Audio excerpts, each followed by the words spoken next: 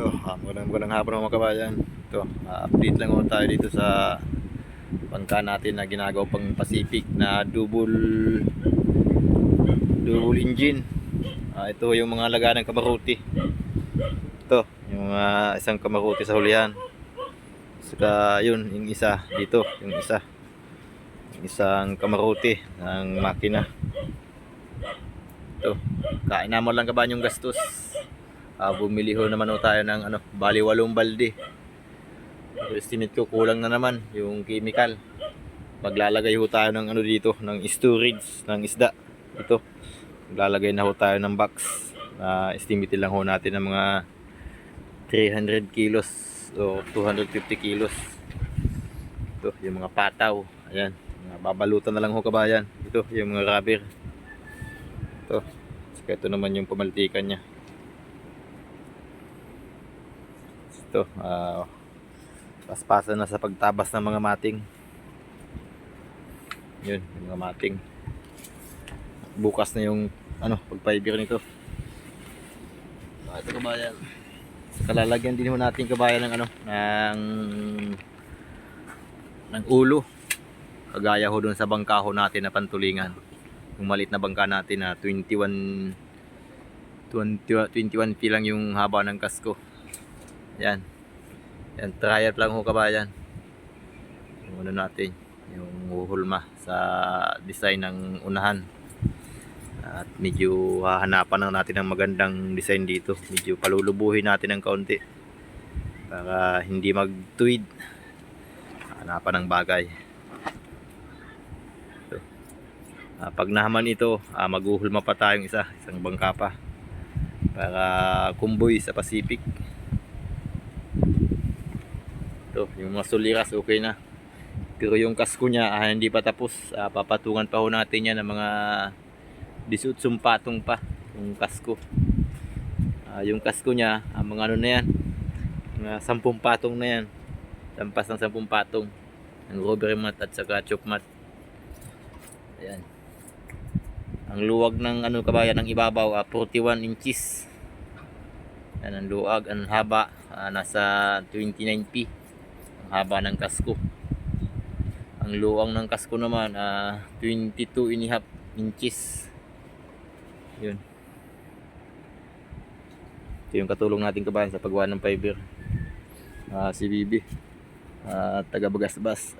Yun, shout out dyan sa mga taga Bagasbas. Lalong lalo na dyan sa mga viewers natin dyan. Ito. Ang ihi nito kabayan, ang haba ng ihi, yung isa aabuti ng nasa kulang-kulang GSP ang ihi, ang isa dito sa unahan. Dito sa hulihan, aabutin lang ito ng mga shitty. Dito ang ihi, shitty media. Ito, yung mga rubber hindi pa nababalutan, nagtatabas pa. Saka ito, rubber pa din ito kabayan, hindi pa nababalutan. Yan. Itong pasamano niya okay na.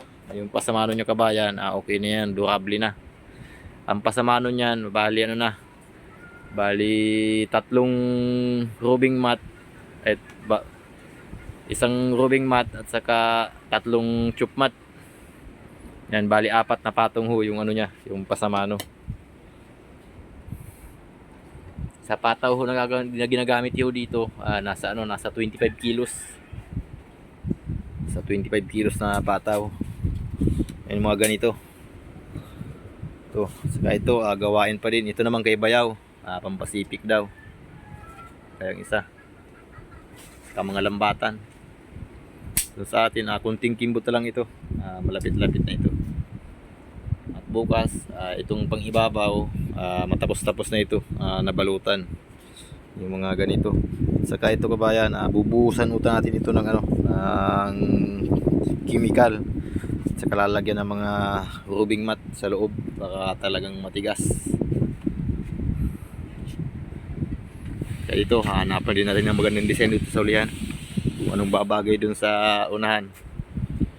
Anong babagay dun sa unahan na may ulo ng ibon. Gagawin natin na ibon pang kalawakan, pang kalawakan sa dagat, yung mga kanaway ibon, puti. Yun. Ganda na ng pagkadali. So, ito nga pala kabayan yung mga resin ho natin na ginagamit. Ito.